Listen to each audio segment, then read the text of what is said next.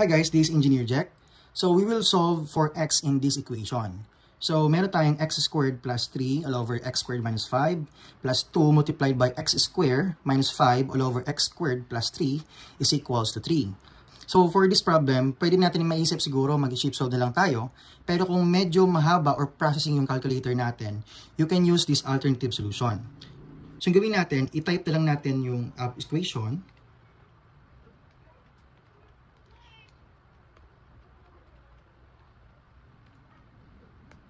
Then we will substitute the values of x. So in this case, since meron tayong multiple choices, gagamitin natin yung choices.